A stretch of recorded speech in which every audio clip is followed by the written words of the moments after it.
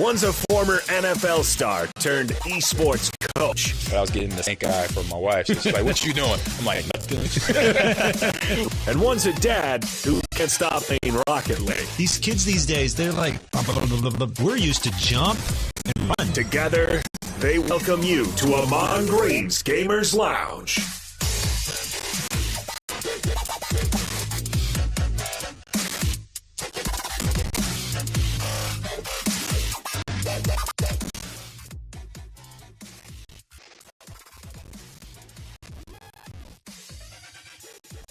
Here you are. Duh. I left my audio on mute. So I'll say this again. Welcome to the show. I'm your host, Ahman Green. you welcome, and I'm welcoming you into the Ahman Green's Gamers Lounge. And I was on mute, and we're gonna have a fun show today. We got a great guest in line, and we got other fun stuff that we always talk about. We got game releases that we're gonna talk about dropping this week. New headlines, something going on in the video game esports space, in the industry, and of course, talking about Shogun episode 6. Recap that and break it down. So if any spoilers or anything like that, plug your ears, pause, or go to another stream just for the 5 or 10 minutes that we talk about when we wrap up the show today. So, man, starting off, John, man, how you doing? How was your weekend, your holiday weekend? This past week. What's up, man?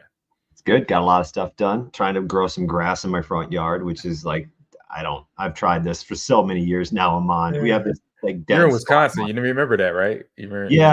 But I mean, other people have grass in their lawn. True.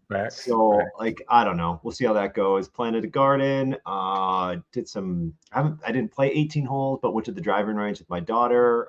Run a 5K coming up here on Saturday. My second 5K of the spring. So yep, I'm fine with that. Let's do it. Yeah, and you've been training for that 5K, right? No, not really. The golf course, is that it? Yeah, exactly. If that counts as training, then I have been training nonstop. But my daughter she's in a program called Girls on the Run, South Central Wisconsin. So she's been running. She has no problems with that. Yeah. Gotcha. Nice. Sound like fun. What's you got Overcooked on here? Overcooked 2. What's up with her and I, we've been trying to progress a little further in Overcooked 2. We've taken a couple months off, and so we got back into it again this past weekend and week. So it's communication, Ahman. It's like you got to communicate with your teammates.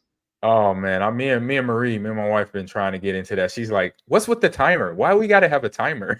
I'm like, "That's the people waiting for the food." She did not. She just does not like that part of the game. I was like, that's what makes the game fun. You have a timer. You're like, racing against the clock to pass the food around the restaurant or get it cooked or get the pot rolling and putting in the noodles to cook the noodles or whatever. I said, it's chaotic. It turns into a little chaos. True. What's up, Zipper Straw? How you doing? And we got Chris Dang in the chat, and Oris J is back from last week. How you doing? But that's Overcooked. And I didn't know until, is it Overcooked 1 and 2 have versus mode where you can actually play like 2 does, I know for sure. Yeah. Okay. Yeah, because my one of my students or student / esports players at Nebraska, he did that for a tournament. He did an Overcooked tournament. I thought it was a great idea. I was like, oh. And it turned out pretty well. Had a couple sponsors. Everybody had fun. Oh, nice. I didn't know you could throw food. I didn't know throwing food on Overcooked was a thing. And I didn't know. And I realized like some of that food hits the ground. It's like, it's no health guidelines in Overcooked.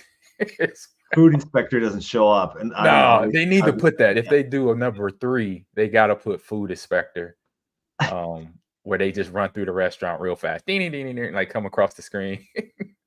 Like this is on fire. That's a violation. Right. Fire and no cleanliness. All the plates are dirty.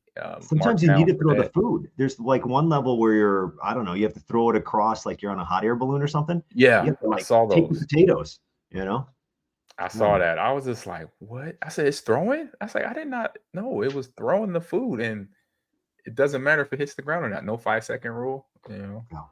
I was like, oh man. So yeah, for myself, man, just hung out. It's really quiet. I just met myself and my wife. We went over to my nephew's house. Him and his wife were there. No kids. The kids actually up in Nebraska with my brother. So their grandfather. So they had the house. They have the house to themselves. So my nephew cooked out, had some good food and everything. So we just enjoyed that. That was on Sunday, actually on Monday, but Saturday was real quiet. I think we caught a movie. We went to see the new Furiosa Mad Max installment. Oh, okay. Yeah, it was pretty good. And it's a prequel, so you know, walking into it, it's a prequel. Going into. So if you've seen the latest one before this one, it's Charlize Theron's character. So they did a spin-off story of her life before she became Furiosa, excuse me. When was the last Mad Max they made? Was that like probably like 3 years ago? 3 years ago. We're thinking of the same. With Tom Hardy and Charlize Theron was in it. So Tom Hardy, Charlize Theron, Mad Max Fury Road, 2015. Yep. There you go. Oh, I was off 9 years ago. I was off quite a few years. I was thinking it just seemed so sooner. Like, it seemed like it was just happening. But I know. I'm getting old. There you go. Worst. Yeah, so check that out. We watched that, so check it out. It's worth to see the movies. So anybody that's like skeptical of going to the movies, getting popcorn, maybe standing in line, hey, it's worth it. It is worth it. What's up, MC man? How you doing? See you in the chat there. I did go to Garfield as well. How was that? It was fine. Chris Pratt is, you know, it's Chris Pratt. Oh, he's the voice. Yeah, Chris Pratt is Garfield. Snoop Dogg makes a cameo. Gotcha. It was fine. But I was gonna say, I decided for the first time ever, and I don't know what compelled me to do this, but you talked about get some popcorn, it's fun. I put butter on the popcorn. I'm like, put some butter on there. At the theater or at home? At theater. Okay. And I was just like, it just, if you could put too much on and then it ruins your popcorn. And then I was like, I'm never putting theater butter on again. It made what it all. What theater was it? Was it Marcus Theaters? Yes. It had to be Marcus. Well, it was kind of, we don't have that down here. We have Cinemark and AMC since we're a big city.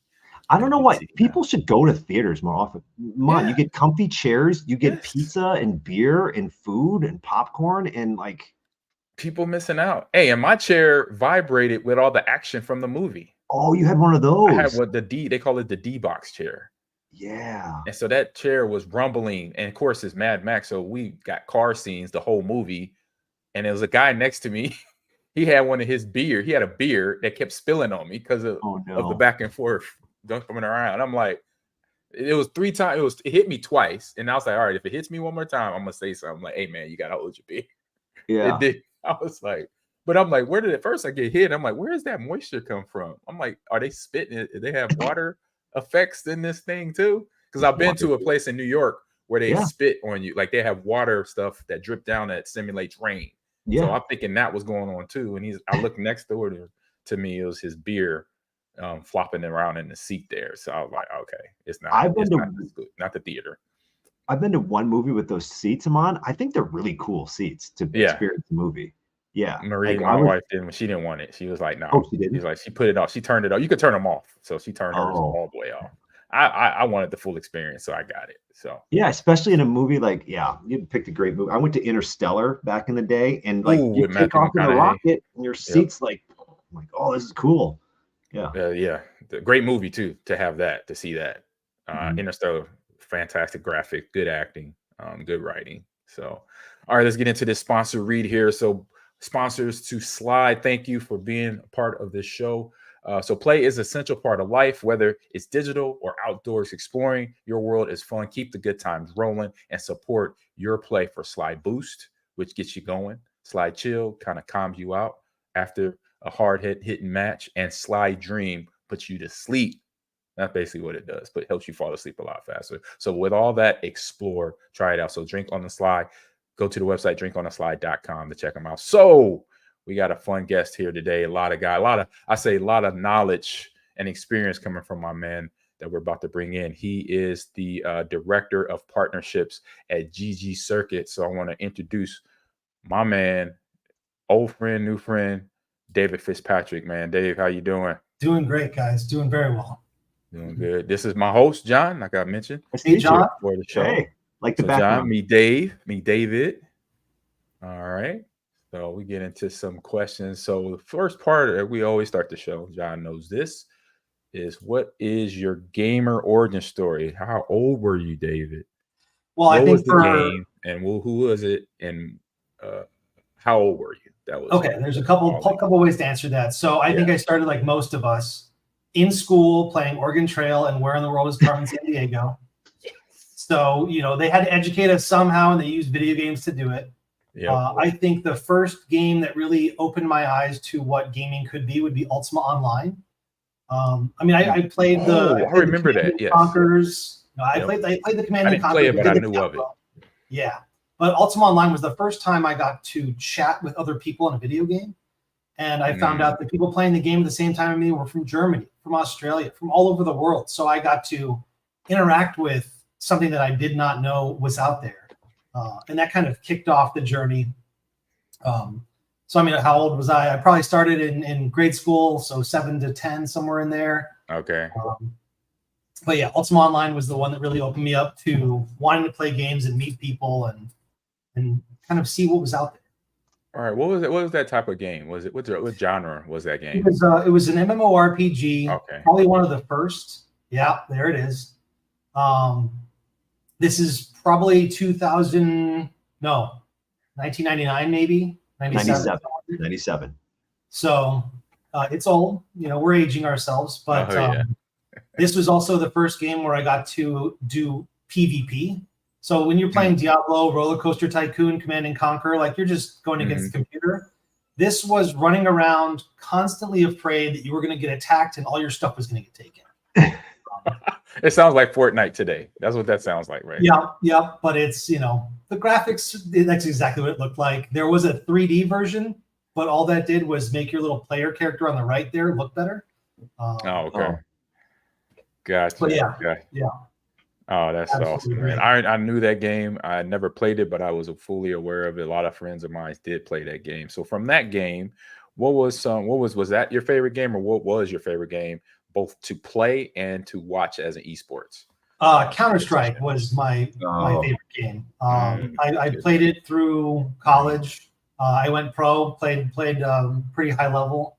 I don't watch it anymore. I can't. It's my camera's doing some weird stuff. Hold on. Oh yeah, it's just catching the blue or the green somewhere. Yeah. So yeah, I played it through college. It was really great. I don't like watching it because it's too much PTSD and enraging. Like I'm watching them make mistakes, or I'm watching how they can do better, and I can't enjoy it. I do enjoy watching Rocket League because that's a game that I cannot play.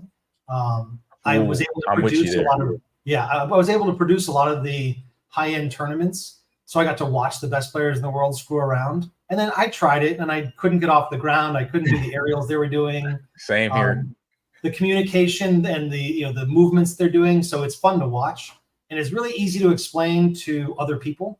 It is soccer with cars. So if you're trying to get somebody into esports, that's the way to do it. Like, hey, watch Rocket League. It's super easy to understand. The same thing I do. I know John, he plays it quite a bit, right? Still? Or you play it still? Or? Yeah. And I cannot fly. And it's a skill set. When you watch a broadcast of Rocket League or you see some highlights, it's like they got access to a different game that I don't have. You know what I mean? It looks the same, but it's way different. It's really, really impressive. Yeah, for sure. No, that's the one between the aerials. I know how to call it, coach it, shoutcast it. I could do that, but dreaming to aerial to touch the ball while I'm in flight, that's the whole excitement for me. If I could get that, even if I just tap the ball on the ground, I've had a great game. I did it for me. Boost control. I'm sure you teach boost control, but yes, whenever I get 100% boost, I fly up, and it feels like I don't fly very long, and I'm already coming down, and somebody else is still up there. Yeah, the boost goes fast. The boost is like, you usually are like, oh, great, I guess I don't have boost anymore because I was up in the air for a second. Now I don't. That's what it feels like. I know exactly what you mean, David. Yeah, the big fun goes fast. Yeah. So David, you're about to go into like what you do now. So can you tell us about your background and what you initially got you going to pursue the career that you're in now in the esports industry? Yeah, I really I I fell into it by accident. So I started my career in the event industry as an event producer, and we did some gaming-ish events, like gaming-adjacent events. And then I started just sending out resumes to different gaming companies in Southern California, just looking for anything. And this little company called Esports, Esports Supply, ESS, which was run by Han Park and Craig Levine, picked me up to start running their North American studio out of Burbank.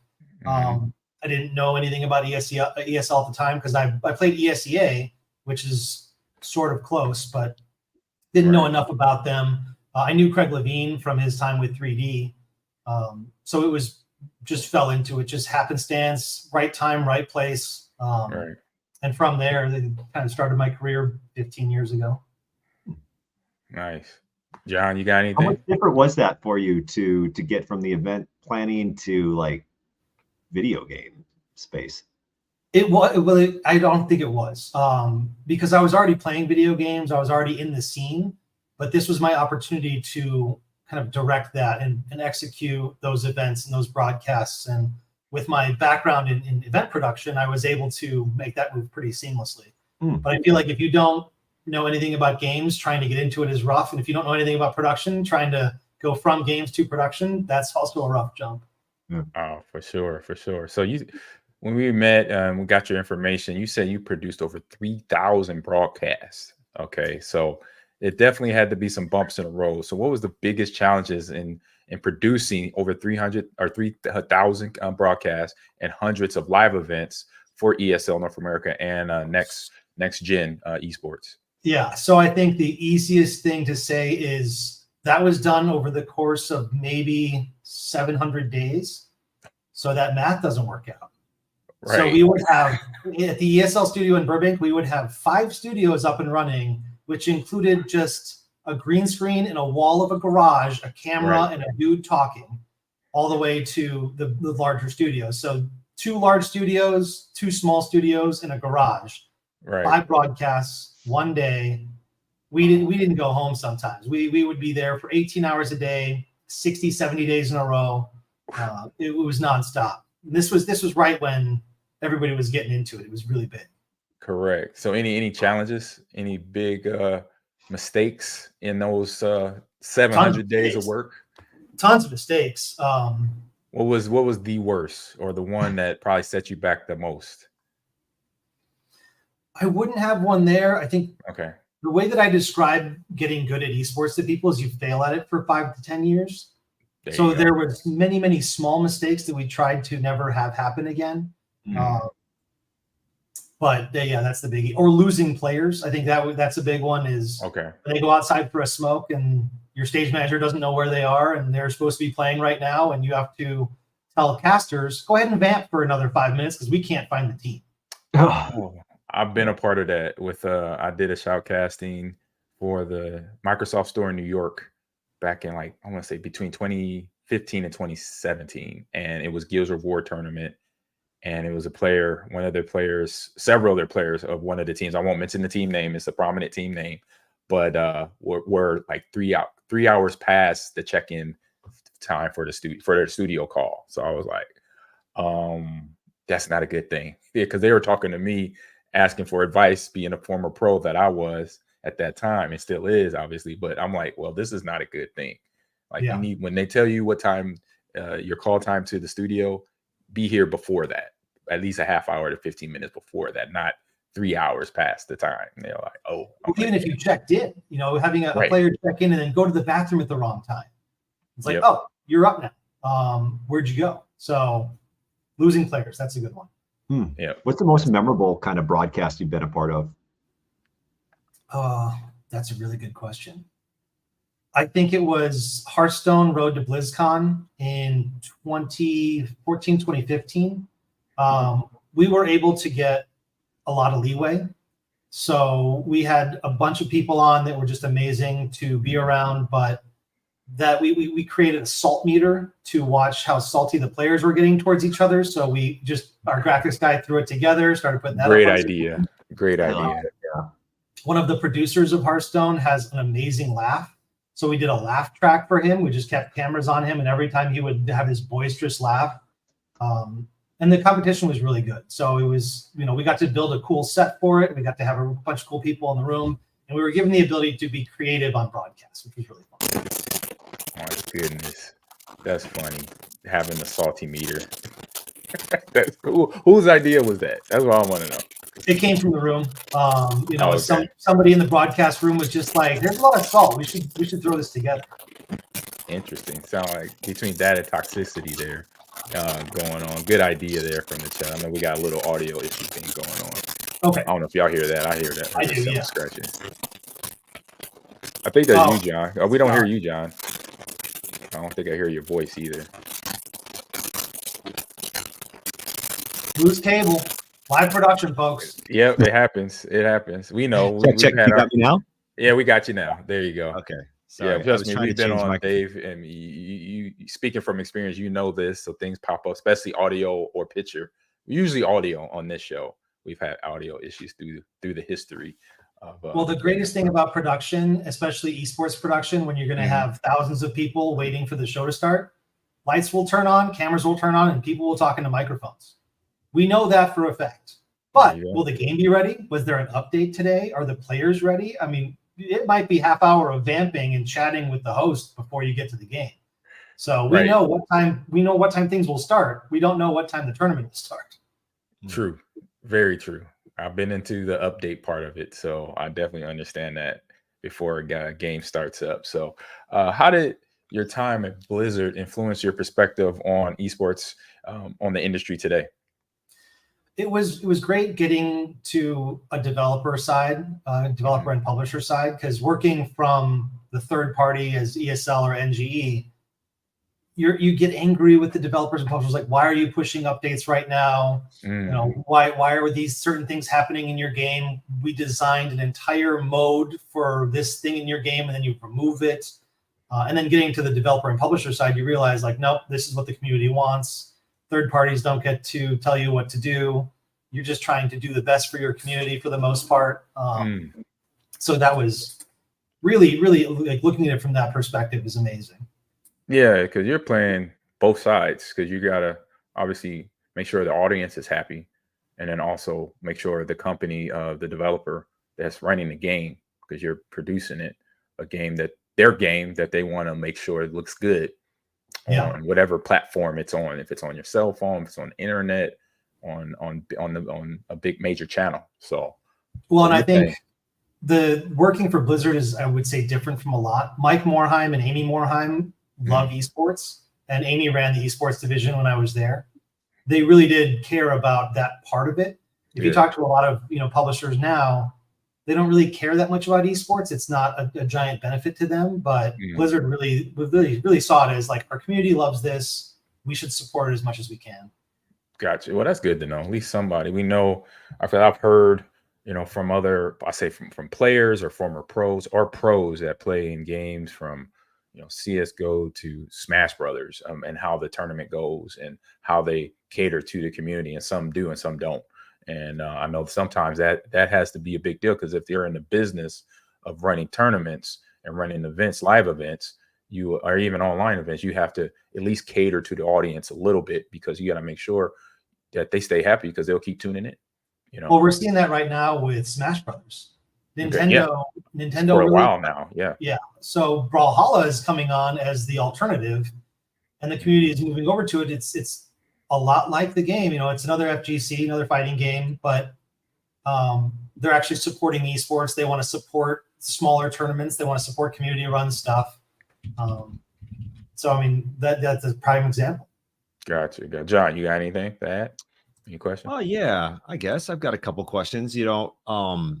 You've been doing this for, what'd you say, 15 years now on the esports side of things? Yeah. How do you see esports broadcast, esports in person? Like, how does that going to look in the future? How is that changing? What do you foresee as things that are evolving within that?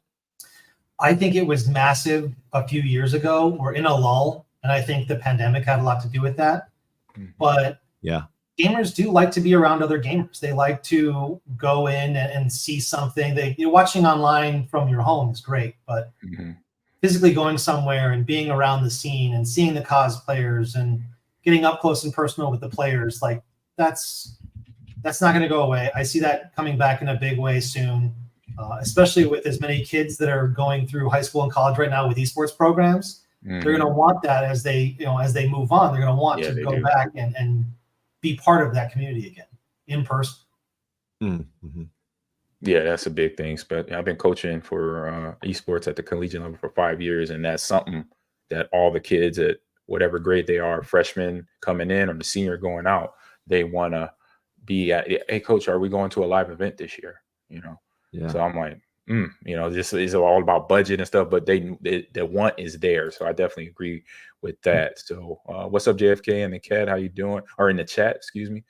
How you doing? And so we got a couple more questions here for you, David, before we move on to our other segments. But a question right here to explain what you do at GG Circuit. So explain your role as director of partnerships.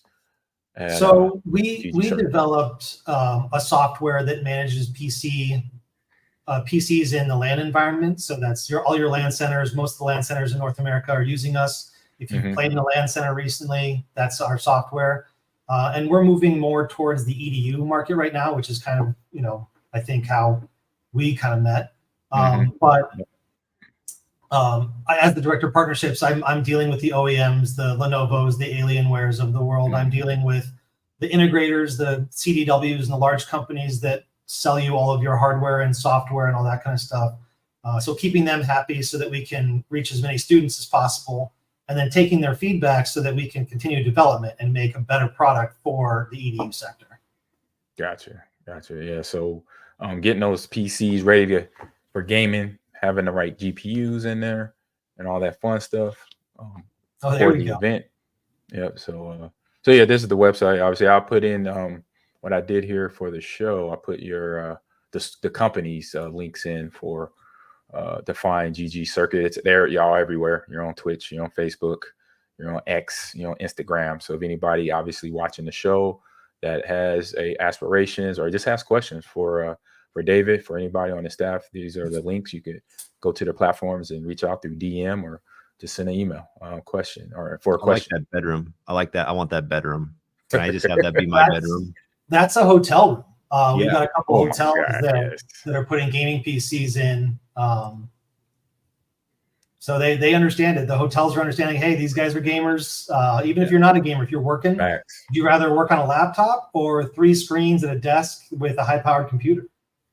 Gotcha. So. Facts. Because I when I go to a hotel, I unplug whatever they have attached to the TV, and then I plug my Xbox in or my PlayStation, whatever I'm traveling with for that trip. And so now to know that some hotels are investing in gaming PCs, it's going to be like, oh, that's wow, cool.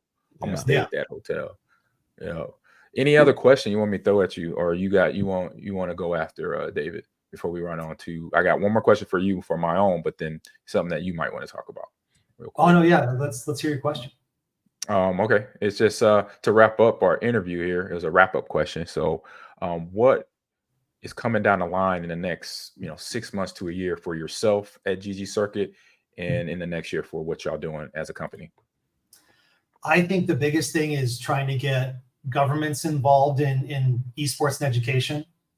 Right now, the colleges and the universities themselves are paying for stuff. I think if we're able to get government backing for this, because they know esports is a trending thing, and it's educational. They're learning communication, they're learning teamwork, they're learning strategy.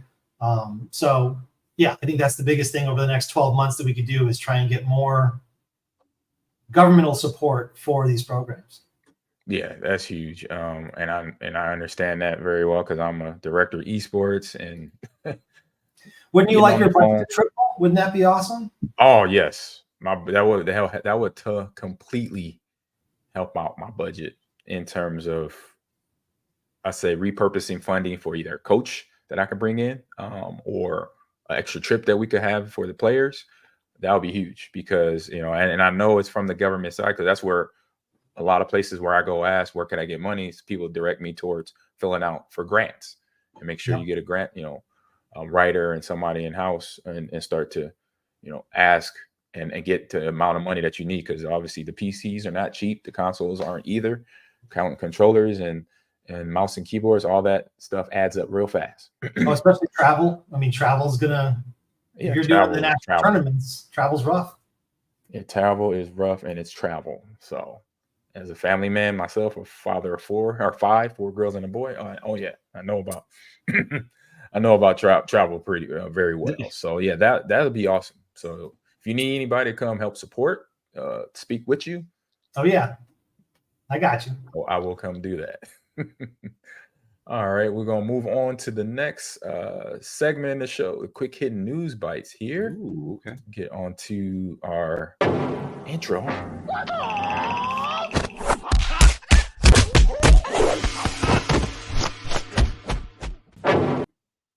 All right, so John, you're up first, sir. As usual. Okay. Netflix has games, right? Yeah. YouTube game thing. Yeah. YouTube has launched its new playables game to all its users. Playables games, excuse me. It's it's gonna be on their website, on Android, on iOS. Look for the playables sidebar. Okay. Look for the playables. I've seen it. I saw it this past week. Already. Nice. Yeah. So it's already going, right? So basically they began this last year to premium subscribers.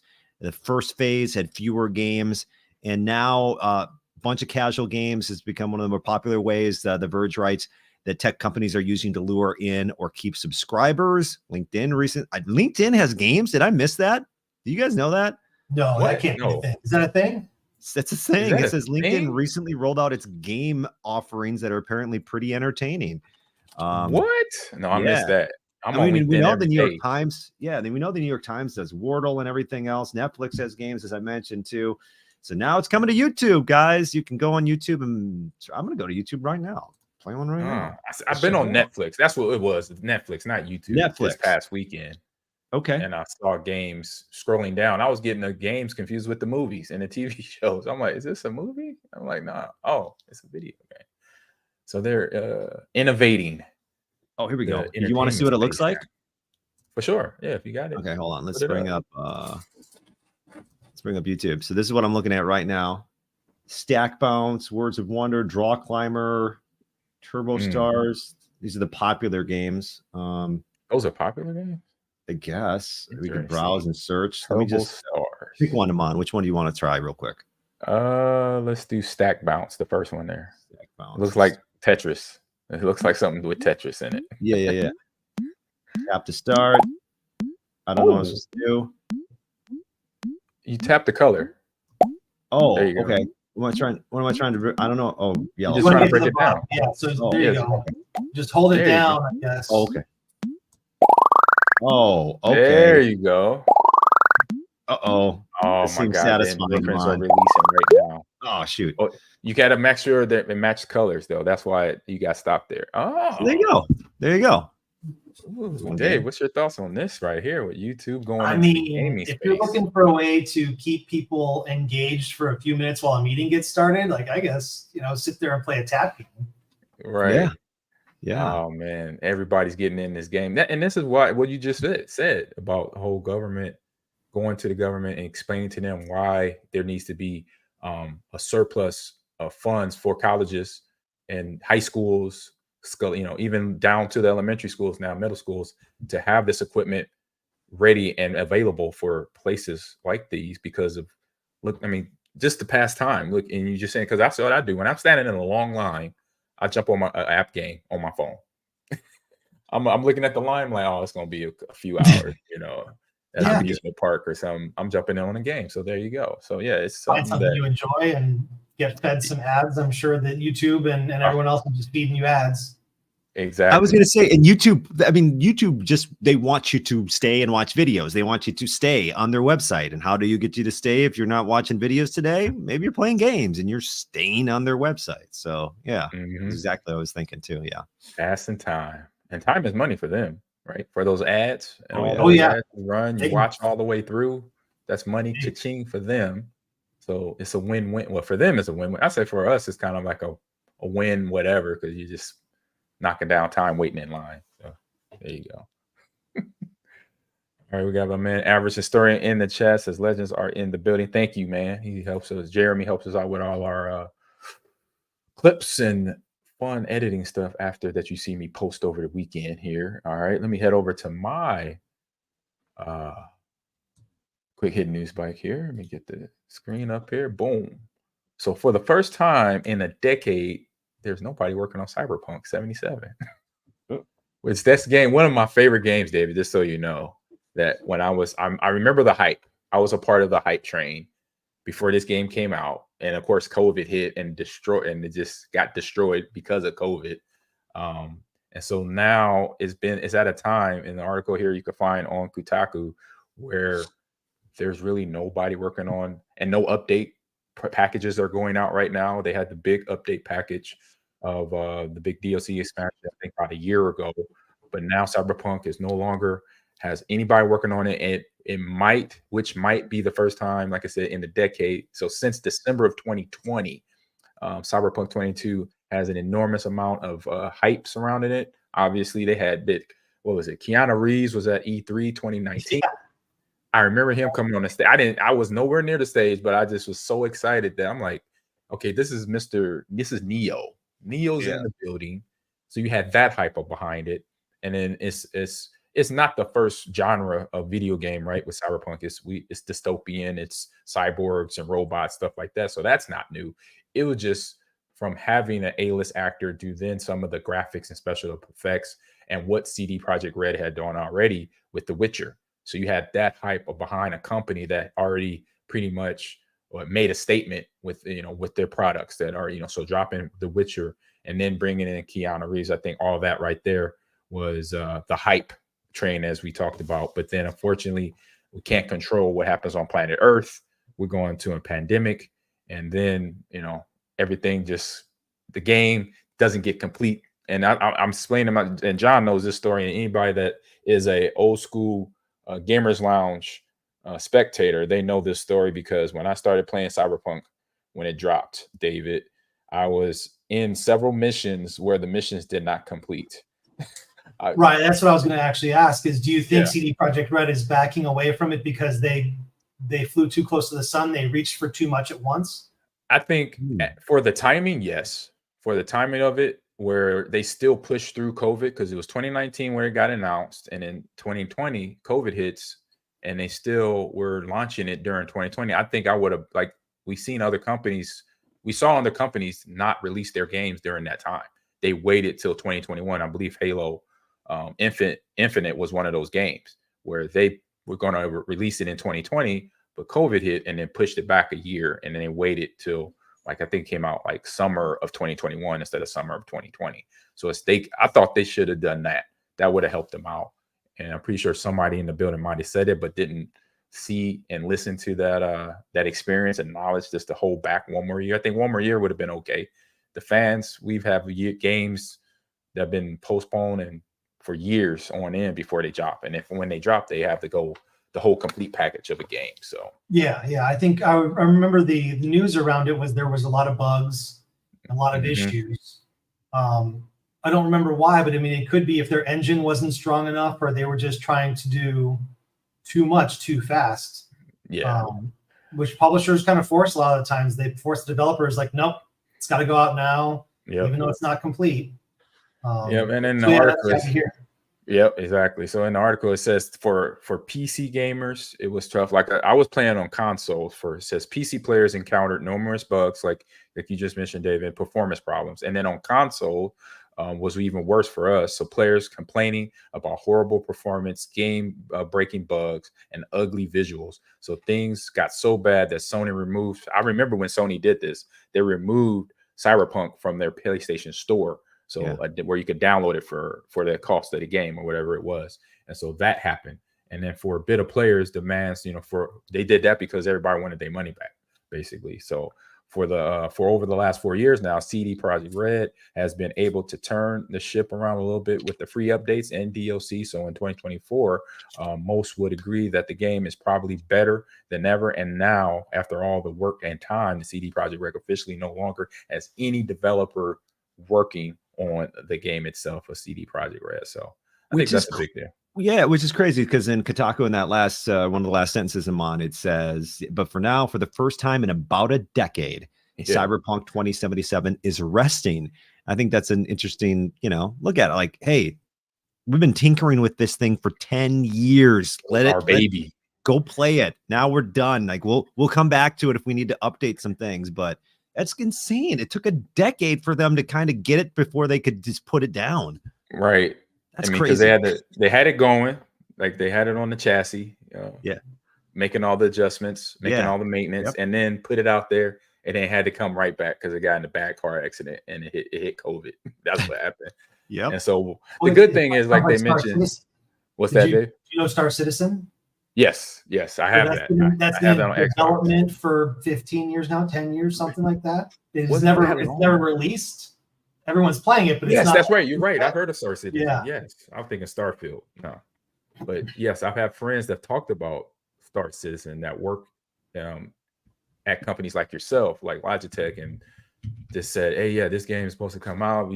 I've seen numerous articles when I look up stuff for our show. I see Star Citizen still floating around, but nothing taken off yet, literally in the literal sense of the game, since it's a space odyssey game. So, but for CD Projekt Red and the fans of it, they got a little reconcile right now with the game working, at the way it's supposed to be.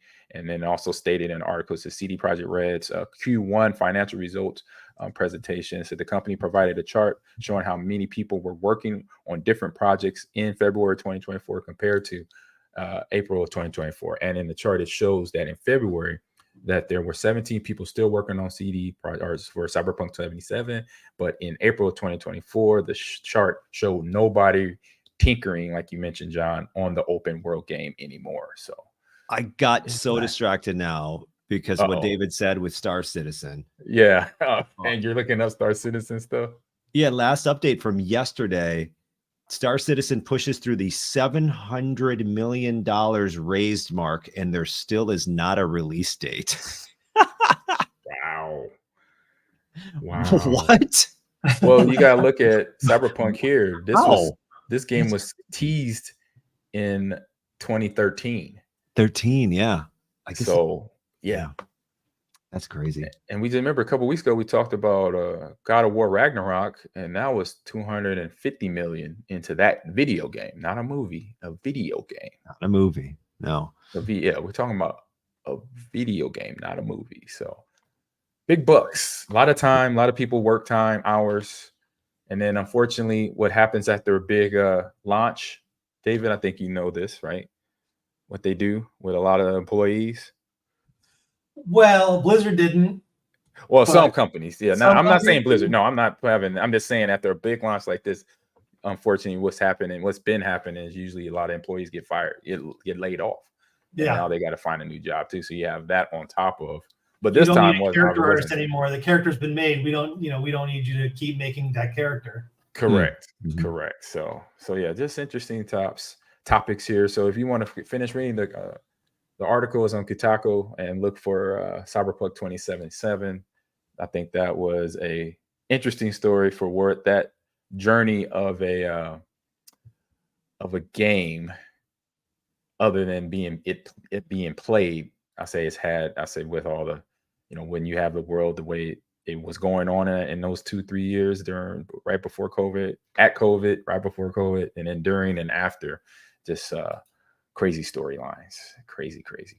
So, all right, let's head on to the next one here. We got a fun one here. You can help us out, Dave. We got this or that coming up. Oh no, or that. Hey, oh no, John. I said, oh no, because a lot of these are right from the mind of Ahman Green, and he has some nasty this or that sometimes. Oh, this one's nice. I did a DreamHack one. So I don't mean I mean like difficult. I don't mean like nasty. Like that's nasty. No, I mean like hard. He said, "Oh my God, what's going on?" All right, here we go. We got DreamHack Edition here. First one up for the chat, for you, David, as well, and John, of course, you're going to chime in. Here we go. First one on the list. Watch a live esports tournament or participate in a bring your own computer and LAN party. I don't want to compete against anybody because I don't want. I mean, there's nobody wants just waste this roster spot. So I will watch a live esports tournament. I think that, especially like in person. Is that what you mean, or do you just mean on? Yeah, okay. DreamHack, everything's live. Yeah, I want to go. I'll watch. Yeah, I'm going with BYOC. I want to be on the ground, playing with everybody, having fun, pick up games of whatever's out there. Yeah, I'm with David on this one. I'm bringing my PC in. I'm gonna see what where my skills are at. I've been doing a lot of aim trainer and aim labs and easy aim lately, working on my aim in Valorant and Call of Duty a little bit on mouse and keyboard control or mechanics. So I wanted to see how my skills look against the best, because some good players rolled up in that LAN party area. What about you, chat? The chat in there, they're quiet today. John, you said you're going to watch it. Esports, me and I'll go watch. Yeah, I don't. And then me and Dave, you're gonna be watching us then. Yeah. Yes. There you go. Yeah, that's fine. I'll broadcast. There you go. All right, next one up. Yeah, next one up. Ooh, attend a cosplay contest or visit the indie game showcase. Oh, I'm in that cosplay contest. I don't know if I'm in it, but I'm gonna attend it. Yeah. Oh yeah, I mean, I'm in it. I'm gonna be dressing up. It's gonna be either Batman or Luffy. I just started watching One Piece on anime, so I've been thinking of Luffy the last couple of weeks for Comic-Con when I go down there. What about yourself, Dave? I'm gonna have to agree with JFK on this one. I'm going to the indie game showcase. I'm seeing what cool things are out there. What's on the horizon. There's usually a few games in there that they'll just give you. And you can play, and they're usually super fun. That's fact. I forget about that. I hadn't been to a DreamHack since Dallas, and I think that's it. It's only done Dallas once in 2019, right before COVID. So I got it. I was trying to do it this weekend, but couldn't make it. Is this the guy? Yes, Luffy. That's Luffy. And reason why I'm doing Luffy, for many reasons. One, I like him. He's the lead character in the series. He's the head pirate. He's a manager or the boss of all the pirates that he runs. But it's efficient costume for cosplay at a con. And when I say efficient, is that you see it's just a tank top, some shorts, and a straw hat and flip flops. Yeah. San Diego, yep. Or DreamHack Dallas, it gets warm. Yep. Especially because it's in Texas, obviously, but it's summertime for San Diego. San Diego is probably the most moderate city in California, weather-wise, but still, walking around for 3-4 hours, you don't want to be in Reinhardt from Overwatch. I've seen that happen, where somebody's walking around in a full-size Reinhardt costume from Overwatch. Yeah. I was like, oh my goodness. And by the end of the day, doesn't breathe. That rubber does not breathe. It gets hot in there. So I was like, okay, I got to plan this out. So I got Luffy on day 1 or day 2, and then Indiana Jones. Real easy. Okay. Put the hat on, simple. I did Batman. I had to do Batman because that's my guy. Years ago when I first went to Comic-Con 2009, San Diego, I did do that. And that's where I learned the lesson, because I was sweating profusely and still walking and shopping, buying things. But I was like, all right, I gotta think this out. Yeah. Well, you're experienced now. You're a veteran with that kind of stuff. So that makes sense that you would pick a costume like that. That's a great idea. Exactly. All right, next one here. I'm going to go to this one here because we got quite a few questions. I'm going to try to find the best ones to answer or ask here. So there you go, John. All right, watch a speedrunning event or attend a panel with your favorite game. Ooh, just tough one.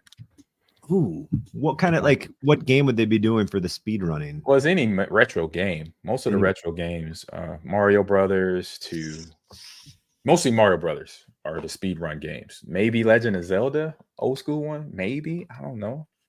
I might want to watch that speed run. I've seen some of those on YouTube before, and it's really fun to see people games that or remember and be like, oh, they're way more advanced than I'd have ever been in my life. Yeah. Right. What about you, David?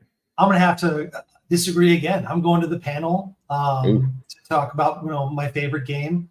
I think speedrunning is awesome to watch the videos of it done perfectly. Right. But when you're there, there's no bottom of the 9th 2 strikes. Also, You know, no there's pressure. no moment like that. Like, yeah. they screw up, they just restart and they try that speed run again because they're trying to be the fastest in the world. But going to a panel, you're going to watch something that's, you know, this is new. This is new information for me. So that makes sense. The panel. That makes sense. I might join you on that panel then, because when you see it on YouTube, it's all edited, so you don't see the mess ups. But I don't mind the mess ups. I like them. I like seeing them. All right, we got a couple more here. Let me see. What's a good one here? John, you pick one. I pick one. I haven't hit yet. I don't know where they are. Oh, I'm looking for them. Okay, I got one. Oh, you got one. Okay. I like this one. Meet and greet with streamers. Join a tabletop gaming session. Ooh. I'm going tabletop. Tabletop. Hopefully, say that again. Describe what's a tabletop gaming session? That's D&D. Yeah, well, D&D is one, but just a board game. Yeah, I gotcha. Yeah, mostly board games, but something X-Wing or something like that. You know, I would enjoy that more, be able to talk to somebody for a long time than a streamer who's probably inundated with people that are just trying to shake their hand and get a picture.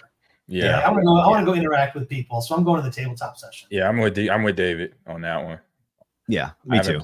I haven't played a whole lot of tabletop games, so I'll definitely sit down, learn. And I know one thing that's very popular in the tabletop gaming side of our culture is the die. Man, the dice are it. Like, I went with my second year in a row going to PAX East with one of my faculty members, good friend Alan Eno, and that was on his list. I was like, "Where are you going today?" He said, "I got to go to the tabletop gaming area for some dice." I'm like, "Oh," and we walked around and I saw all these different versions of dice. From metal to the normal to it was copper, brass, silver, gold, diamond, custom color combinations, custom dice powers. I mean, it gets insane. They're serious about their dice. Wow, yeah, that's cool. Yeah, I definitely want to see that then. Yeah, right, that's real. And you might get, because you like Mr. Grogu, John, so that might suck you in too. It's dice. Okay, yeah, you'll spend money. You won't notice. But you'll spend money. That too. All right, one more on here. Can I pick it? I like this one. Yeah, I'm gonna do. What's that? Can I pick it? Yeah, go ahead. And you be the last one. I like this because this I would have an issue with, because playing a retro gaming area, I get it. We've played the latest VR games, which are fun. I played some training sessions of stuff on VR on Oculus, and and like, retro what kind of training is my sessions? sweet spot too. I love playing the old Mario or Legend of Zelda or something that looks like it. So this one tough one for me. I'm gonna have to think for a second. Dave, what kind of training session? What kind of have you played them on? What kind of? It was what's the name of it? I just did it last week. It's with Oculus, and it helps with decision making and aiming and accuracy in RPG or in first person shooters. And it between aiming and then you got to pick colors to grab stuff with your hands. It's pretty good. I'm gonna get the name of it. I don't know why. Hold on. As y'all talk, I'll find it. VR aim trainer. I think I'm going with the VR games too. The retro gaming area is nice. I think we all have played the retro games. That's why we want to go back to them. But if I can see like a new flight simulator or a racing game with VR where you get to look around the car, or a fighting game of some sort, I think that would be way more fun. Yeah. I as I said that, I my first feeling was retro games are fun, but I've done that. So I want to see the newest stuff. So I'm with you all. I'm going to try out the latest VR games and see how crazy that's getting at this point. It is. It's getting fun. It's a lot of fun VR stuff out there. I'm trying to find dang it, I can't find it now. We don't have enough time. I'll find it.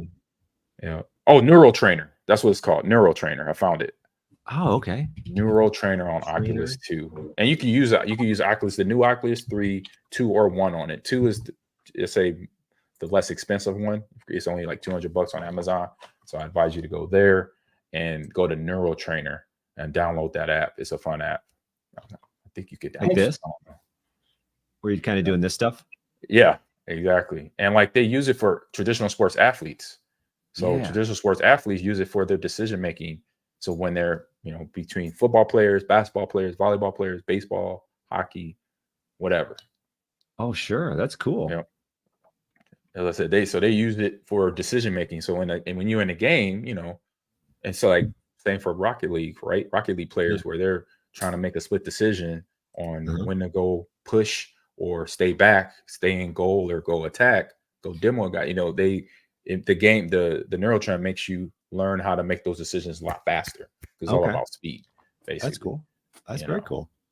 So we got JFK says retro gaming area give me Marvel versus Capcom all day. Yeah. I hear you. Tekken 8 for me it's a fighting game. Give me Tekken 8 or to any Tekken for that matter. Any Tekken. All right. We're done in this area here. Let's get over to our game releases of the week. Here Release the game. It's time for the game releases. Game releases.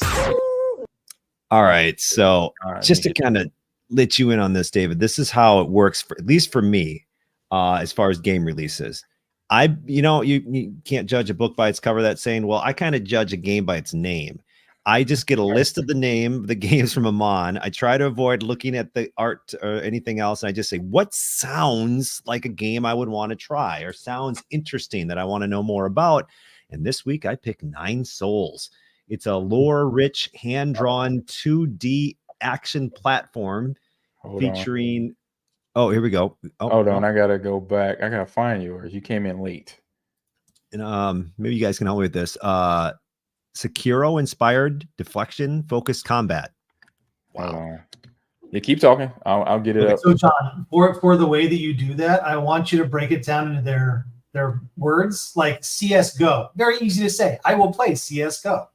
I will not play something that is a one word because it's like I can't break that down for my buddies. I can't say, "Oh, I'm playing this today." Okay, so you're saying like the amount of syllables? Yeah, the amount of letters. Word? Yeah, the words. How easy is it to talk about? Like, oh, it's conflict of arms. It's COA. I'm going to play COA right now, or I'm going to go play War Thunder, WT. Right? Like you can easily type that to somebody and they know what you're playing. Yeah, I get it. Here's what 9 Souls is. Embark on a journey of Eastern fantasy, explore the land once home to an ancient alien race, and follow a vengeful hero's quest to slay the 9 souls. So do they mean like SOULS, even though they're spelling it like sun, SOL? Soul? I don't know. Formidable rulers of this forsaken realm. Soul, SOL is sun, I thought. Right. I don't know. So I like the graphics. These graphics are fine. I'm fine with this. Go ahead, John. I was just gonna say once again, I don't know if this is one game I'd play, but I think I might check it out. So do you like the genre of the side scrollers? I do. Yeah. I feel more comfortable because that's what I grew up with. Yeah. Yeah, Metroid. They call it Metroidavian gameplay. But 2 things here. Yeah. So for the show, I know my co-host very well, or we know each other very well, because if I wouldn't have picked the game I'm going to talk about, I would have picked your game, and Rico picked another game that I would have picked. So we're like syncing up on games. We're starting to like the similar games between us 3 as the host on this show. You took my game last time I was on a couple weeks ago. And then the week before you took my game. It was like, oh, and so like we found that. But then in number 2, to what your point, Dave, to how you say for advertising and for how a gamer is today, and reacting to that like too many syllables thing, that to 100%, I get that with my players being millennials and how they react to things and their time attention span, being very, very short. So I'm like, yeah, that makes sense. That's totally business guy mindset right there. Selling the product. Yep. Get it. All right. So what's your game? So my game coming up here, let me get it all light up. I had Rico's game up. That's what was wrong. Boom. Oh.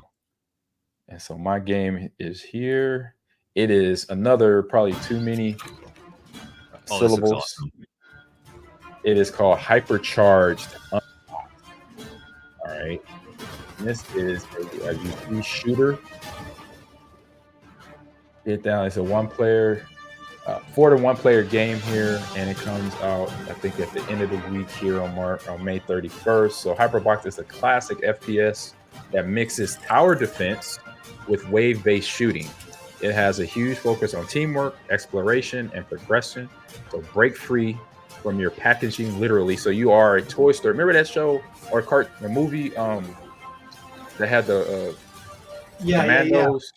I was trying to remember it. I could not remember it. It's not Toy. It does look like Toy Story. It does look like Tiny Soldiers or something. What was it? Yeah.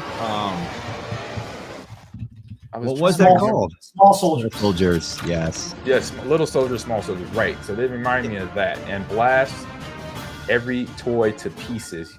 It asks the questions: can you and your squad fulfill the epic mission of Sergeant Max Ammo protect the hypercore?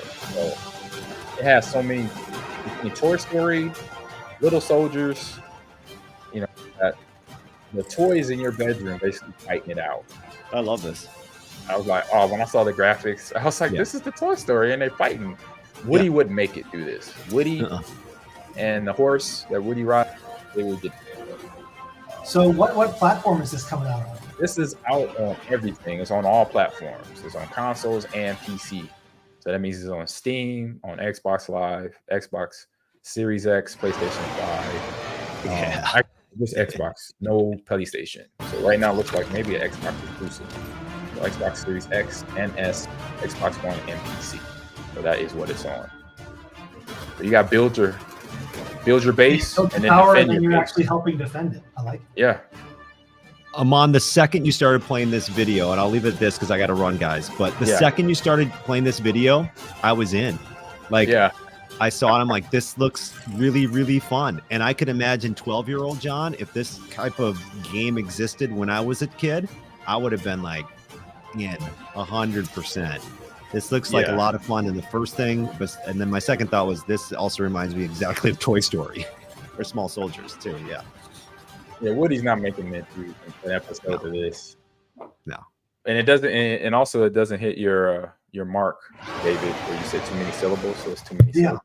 It's not bad. I like that. Hypercharge. So I can tell the kids in marketing the esports event or anything, because I do that in my class. So don't make it too hard. And I love the unboxed, right? Like you're getting out of your box. That makes sense to me. Like it's got to make sense to you. You got to understand it right away. Yeah, and that's where it said. You won't remember it. It said in the caption, "Break free from your packaging." Then it says literally in quotation marks. So you are a toy that's coming out shooting hot, Tex. So there you go. Nice. And so I got to run. David, nice to meet you. It's great to meet you. Great to meet you. All right, so we get into our last segment of the show here. It is what's on stream. And I don't know if you caught this. Let me run the intro first. Row your boat gently up the... sorry. Excuse me. It's time for what's on stream. So for what's on stream, David, we have been recapping the series on Hulu called Shogun. And it's been a series that's been redone since the 70s, I believe, or the early 80s. Now, this is from the writer and creator, which is Toranaga, if you have watched it. Yes. The actor, and he wrote it and directed. So he's now is saying this is the authentic and real version of the series finally, because he got a chance to write and direct it himself. And not saying, he says a lot of the older series wasn't quite on point as his series, as his adaptation is. So this is the beginning of the next episode of episode 6, which is called Ladies of the Willow Lord here. And we let the computer think about it because it's buffering right there. But you got Mariko and her childhood friend, I believe how you say her name is Ishido, battling out right there. And so what's been going up until now, if you've been watching my podcast and watching Shogun, we're at a point where obviously it's war. They've been battling with trying to keep their ground in Osaka, and Osaka is starting to tumble and fall. And so right now in this episode, they isolate their focus on just the women in Osaka. And so, as you know, in the culture of the samurai, or I say of shoguns, the women, if you were married to the lord or the king in the area, you had power, but anybody else below them, power is less and less. And obviously a big deal in the culture of shogun and Japanese culture, especially at this time, the fact that if you don't give birth to a son, it's tough on you as a wife. As too. So in this episode, you have Lady Ochiba returns to Osaka in order to accelerate the region's campaign against Toranaga. And Toranaga, for you, David, if you haven't watched this, and for chat, he has befriended they call him a Jin, a white man from England named Blackthorn. And so he's been kind of, he's been justified to reward. Like stopped him from being a prisoner. Exactly, between prisoner, but then he's anointing him. He's giving him titles that like everybody else is like, why are you giving him a title? Like, wait a minute, I'm a part of the lore, or I'm part of the lineage. I mean, excuse me. And so you got that going on. And so in Ajuro, Toranaga tests. This a commercial? We got commercials coming on. There we go. Tests Mariko's loyalty to his cause. So the women, like I said, this episode isolates on them because of a lot of the past. So they go back and forth, a lot of flashbacking. And in this scene here, you saw Mariko's dad trying to keep other people from getting beheaded in the old times, because this is the time we're dealing with Shogun. If something goes bad, you're either gonna lose a hand or lose your head. And so Mariko and well, that's a fight scene with the Queen Mother, right? Like that's her friend. The Queen Mother came up together. Yes, and so they grew up together, and so it shows not only obviously the friendship and them battling, but it just shows how good Mariko is at I don't know, I forgot that staff. I know it has a certain name, but it's the staff sword that she's fighting with there that we'll see later on in the episodes, right here in a fight scene coming up. But it just shows what their battle is as being women, coming up, because once the dad, he tried to stop other lords from getting beheaded, he was like, wait a minute, why you don't agree with this going on? Then once you disagree with something, then it's like you're a bad guy. Like you and your family, we're going to shun you, away from certain things that you should get and you don't get because you weren't in agreement as a lord with some of the murders, or I say family that had to get put down or had to get regulated to a point. So in this episode, that's what you see. You see the conflict within Mariko and within her now current husband of the same kind of situation, because in an past episode, Blackthorn and Mariko basically hooked up, but she didn't know her husband was still alive. He had died in war, but now he's back, and he kind of senses something went on between them. He doesn't know, he can't put his finger on it between Mariko and Blackthorn, but he's like, something is gelling here and I don't like it. And you hear that conversation between him and his wife at night, and he's trying to ask for permission to be around her, but Toranaga in this scene right here is basically saying, no, get away from your wife for 7 days, isolate yourself from her, because he could see the friendship kind of building between his wife and Blackthorn. Blackthorn continues to upset everybody that's been there, that grew up there, they're from there, and it's like, how is he getting more recognition and more from Toranaga than ourselves when we're putting in our time? We fought in other battles before he got here, and so there is a lot of drama building up to in this episode, because we got one more, I think we got 2 more, maybe 3 more episodes, and this next episode is kind of hinting that it's going to be a battle. Somebody's going to fight, somebody's going to come up short in the life department because of the disagreements of who and how power is shared that Toranaga is handing out to Blackthorn, and how he's making decisions with other members and their families, because having Baraga, I think it's Baraga, I gotta find this name, but having him stay isolated from Mariko, and Mariko, his wife, right there in that scene, and she's the translator on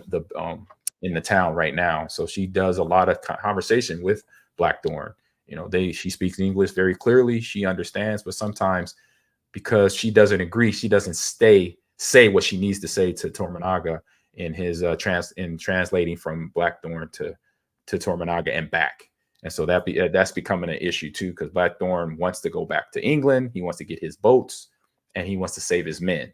And so because as we've seen in all the episodes, and if you watched David, Torminaga or the Shogun, when they gotta take care of somebody, they just take care of it. The heads are rolling literally. So this episode, I believe, is setting up what we're going to see in the next episode, because you got the other lords that are trying to take over what Torminaga is doing because they don't like what he's doing, and so they're battling out. They're trying to push people out of the area and make them move to other areas to make Torminaga's I say power weaker, because he'll have less lords on his side, and he wants to believe the Portuguese. That's who's in this video, in this picture right here. The video, they're trying to negotiate trade routes, and back in this time, because trade routes was obviously a big thing between the water and the traveling on land. And Torminaga wants to work with them. He believes them, but Blackthorn is trying to he's not trying to. He's trying to let Torminaga know, you cannot trust the Portuguese right now. They're being deceitful. They're not telling you everything that you need to know. But Mariko, again, is not telling Torminaga that, because she's like frustrated with other things going on, and so she's not being truthful in her translation to Torminaga. So he's like in a place of where he cannot make a clear decision on what he needs to do next. And so this episode, I say, will be the lighting of the match, as they say, of the dynamite that's going to maybe explode in episode 7 or maybe episode 8 for this series. Dave, I know I'm talking a lot. Have you watched this at all? I watched the whole thing. I'm one of those people who binge watched it. I tried to get through it in like 2 weekends, I think. Such a great show. I mean, the videography is amazing. I like the historical aspects. I think they took a lot of care to do it right and do it justice. And that's the main the actor that's playing Torminaga. He's the one that wrote it and redirected it, and that's what he said. I watched the video just to get more information about this series, because I was like, I think this is an old series they remade, and I was right. And he said in his interview, as the director, he's like, I wanted to bring authenticity to this, because this is something from my culture that I want to show the world. He said, this has been done 3 or 4 times before me, and not saying it was bad, but it just wasn't accurate in some places, from the wardrobe to the weapons to the tactics and the conversations that we're having amongst translators. For me, I feel like having a historical piece like this, if they would have done it in English, it probably wouldn't be as good. I like that it's in the correct language. I really hate reading movies a lot of the time. Oh, it's tough. Yeah. This has been the toughest part of me watching this, is having to read it, stop and read it. Usually I could put this on the background and just listen to the words when I'm watching and getting ready to talk about it. But now it's like, I got to stop everything and I got to watch it, because it's all closed caption at the bottom, basically. But I think that brings to your point that authenticity even further, is we get the actual inflections of their words instead of some English translation that maybe they don't speak English that well, and it's kind of okay. The acting is okay. This, they were allowed to be themselves and just go for it. Exactly. Go for it. And so what you have coming to wrap this up, you have the 2 friends that you've seen here in a couple shots, Mariko and her friend, that were childhood friends, but then as they grew up, got married, everything obviously changed. You had the marriages, you had deaths, you had people get shunned away. The family of Mariko's family shunned away because her father wanted to stop the killings of the other families that was going on. And so you had all that going on that's now separated their friendship a little bit. It's still there, but now it's kind of skating on thin ice. So going into episode 7, I believe it's going to be a lot going on. Maybe some war, maybe some fighting. Like I said, some people might lose no spoilers for me. I've seen 7 and 8. You're going to have a good time. Yeah, I was going to say, because I'm just looking at it and like, oh man, everybody's getting real uncomfortable. You could tell by their faces. They kind of, when something's said, they're like, They want to roll their eyes, but they don't. I don't know if rolling their eyes was a thing back then. But it gets a little Game of Thronesy though. You're kind of right. There are some people that will no longer be part of the cast. Exactly. So I mean, I watched a lot. I watched Game of Thrones. I watched trying to think of other long series. Let me see. Game of Thrones. They actually, that's the Dragon. House of Dragons coming back this summer, or in the month, in a couple weeks, I think. The one I'm really excited about is Beverly Hills Cop 4. As crazy as that sounds, July 3rd comes out on Netflix. Are you kidding me? How did I miss that? I'm glad you told me. Thank you. You just made my day. So me and my friends do something called Watch Wednesday, where at 8:30 p.m. we all go into our Plex, which is our shared media server. Yeah. Have a drink, chat, and watch a movie together. And tonight is Beverly Hills Cop, because we have 4 weeks until it comes out on July 3rd. So we're gonna get caught up. We're gonna watch our way through them. We gotta hang out some more, David. You do what I do. Like when a movie, so what I was trying to do before I went to see Furiosa, I tried to watch all the other Mad Maxes, but since we just moved, all my DVDs that I have are boxed up, so I couldn't watch, because that's what I usually do. If it's something of a prequel, you have to go back and watch everything just to get caught up. You know, you can't. I say one series you cannot do that with, obviously, is Marvel. You probably just go back a couple movies. You don't have to do all 20 of them. Yeah, but you get to enjoy the tongue-in-cheek, like little things that are placed here and there. You have to go back and rewatch them. You have to know what you're looking for. Bam, and then you learn more. It gets more cemented in your brain of what happened, who said what, when, who fought and why they fought, who died and why they died. You learn all that. That's how I did Star Wars. Every time when Star Wars started to back up again, I would go back and watch the previous 3. To see what I maybe remember or don't remember, and go that. So I knew I liked you a lot. All right. So Dave. Beverly Hills Cop, start watching it again. July 3rd comes out on Netflix. Beverly Hills Cop. Yeah, I already did 1 and 2. For whatever reason, I got in the mode for starting watching that. I did 1 a couple weeks ago. Me and my wife did 2 this past weekend. So I got to do 3. Subliminal advertising, I'm sure. I'm sure you've been getting it from here and there. Like, oh, it's on YouTube, and I like these movies, and they've been selling it to you. They know what they're doing. Their algorithm works. That's awesome. That's awesome. So I know John had it on our questions. He didn't get a chance to answer it, but tell us about the nickname. Why Yoda? Okay, so I was a shot caller in-game leader for my Counter-Strike team. Okay. And when I got excited, I would just use words from a sentence. So like if I needed a specific person to go to a specific bomb site to do a thing, it might be I need my buddy Mac to go to bomb site B and throw a smoke. But I only have a couple seconds to say that. It needs to be quick. So it might come out with Smoke Mac B. And Mac's like, oh, I heard smoke and I heard B, and I'm going to go smoke B now. But I did it so often, they just started calling me Yoda. And I was like, I'm just going to own that. That sounds like a good name. Like, let's go. Yeah, that's a great one. And when you started explaining yourself, it was in my head picturing there's no try, there's only do, or whatever he said. Well, there's no try, there's only do. Your in-game leaders, they come up with quick responses to things and quick directions. But if they don't put the words in the right order, they sound like Yoda. It's like, oh, I need this person to go this direction and grab a gun or do whatever. So you can screw that up pretty easily. And I did often enough to where I just started owning it. So if you see Yoda Fitz rolling around in games, guys, say hello and remind me of the show. Yeah, for sure. I got your Discord, so you gotta send me the rest of your gamer tags so we can link up online. So I appreciate you. So thank you. We're wrapping up this show. So thank you, David, for coming in and being a guest and giving us some insight. Thank you to chat. Thank you guys for joining in every once in a while. Yeah, and also, like I said, giving us this more insight of some of the business side of esports, and I think that's the part. And like you already nailed, you already talked about it and what you're doing. You talking to governments and getting the upper management of everywhere, right? Because for me at Nebraska, I'm getting the upper management, for my area. I'm getting administrators, athletic directors. We're still fighting the stigma of the kid in the basement not doing anything. It's like, well, no, a lot of these kids are going to higher education, getting really good degrees. This is just a way for them to blow off steam or learn to communicate or do other things in their lives. It has to be part of the curriculum. I mean, it just needs to be out there more.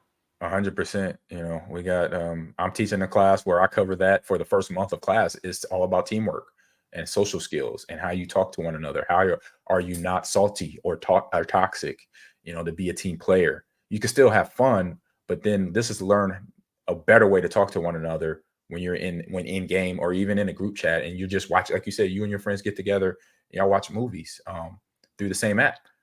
But how's that conversation? It's a fun conversation. It's not somebody, you know, being rude and disrespectful because you're saying a joke that you think is funny.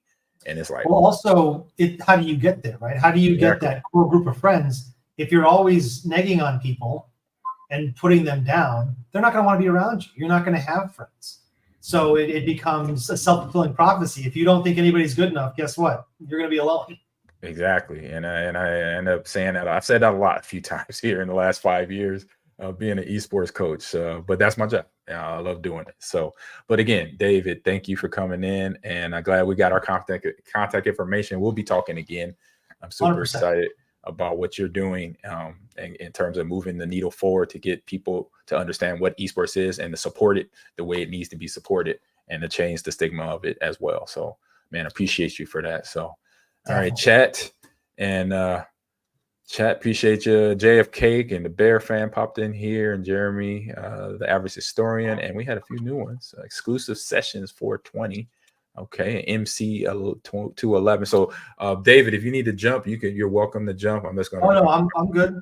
Oh, okay. So he's gonna stay in. I appreciate that. I'm not sure how you close out the show. So. Oh, that's what I'm doing. I do a roll call. Everybody that came in. So Chris Sweet. Dang and Zippered Straw for, man. Thank you for coming in and supporting. Appreciate y'all. So again, you can follow me on all my platforms. I'm on Instagram. I'm Ahman Green 30, all one word, and on X, on TikTok, Ahman Green's Gamers Lounge, and on LinkedIn, Ahman Green. So that's where you want to find more information out of what I'm doing. Go ahead, and then I'll put here in the Discord where you can join in my Discord of the podcast as well. Ahman Green's Gamers Lounge, which is also Ahman Green TV, which is my original Twitch channel that I started way back in 2016. So I hope everyone have a good rest of your day. It's hump day. A good rest of your week.